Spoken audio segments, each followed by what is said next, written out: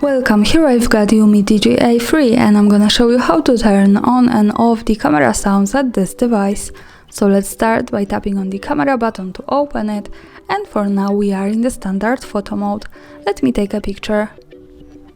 Now we can hear the sound. To turn it off, let's go to the left corner to this button. When we tap on it, we can open the advanced camera settings. And here we have photo sound option. By using this button from the right, we can turn it off or turn it on as we need.